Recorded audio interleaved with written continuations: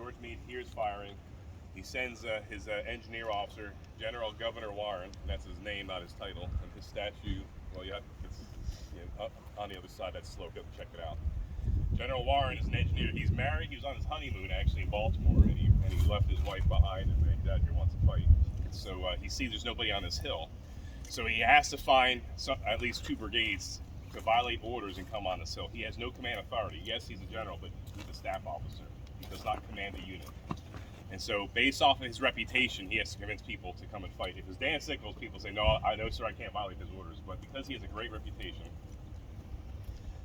one of my master's programs, we had to study leadership, and there's some of these books that you just get the titles like really turn you off, like, Who Moved My Cheese?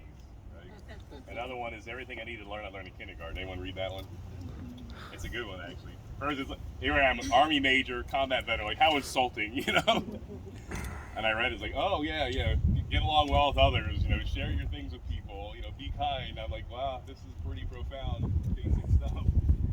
And thank God General Warren, he probably should have wrote that book, because he had a great leadership style. People trusted him. If things went wrong, he took the heat. If things went right, you got the credit. Very rare trait in a leader.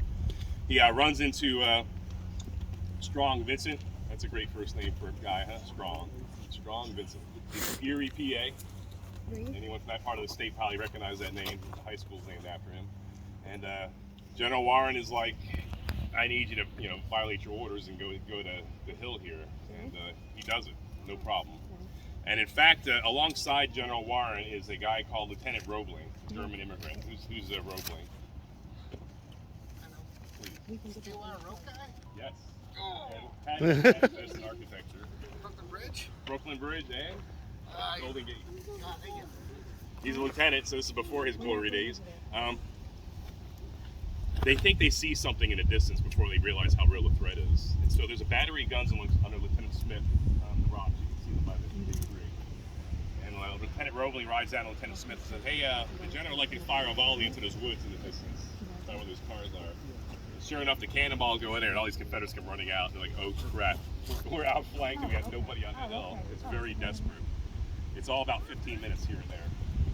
So thankfully, 1st Brigade gets here. The 1st Brigade under Strong Vincent, their line ends by the castle. So 16th Michigan, the monument in front of the line. 16th Michigan, 44th New York, that's the 44th New York monument. Then 83rd Pennsylvania, and then 20th Maine. We're going to do that next. But so the rest of this hill's unoccupied. So another brigade has to be rushed up here. While that's going on, the 4th and 5th Texas are attacking. They break the Yankee line. They're coming up on the rocks. They outflank the 16th Michigan. 16th Michigan's running. Strong Vincent jumps on that rock over there by the castle. You'll see his name's engraved on it by the castle.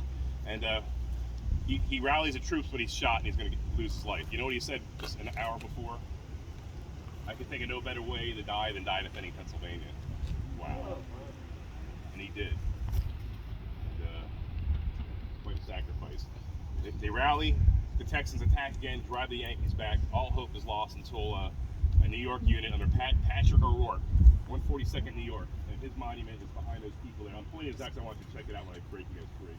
And that's where you'll have to see his image in bronze with a shiny nose. So if you're Irish, you want to pretend you're Irish, you rub it respectfully. You don't put your finger in the nostril. You kind of gently rub his nostril in honor of his sacrifice. That's the spot where he does. The Texans are driven back. It's close from the, you know what the Texans say in history? We won every battle until God stopped us on Little Roundtop. Huh? What do you think about that? Any Southerners here? Where are you from? That's fantastic. Sorry to hear. I'm kidding. We love South Carolina. What do you think about that statement from your Texas brothers? Yes. You choose wisely. Obviously a smart person there. General Warren is going to have a bullet graze his neck. Colonel Weed, the 2nd Brigade commander, and that was one of his regiments under Patrick O'Rourke. He has kind of an altercation with Lieutenant Hazlitt. Those are Hazlitt's guns there, battery commander.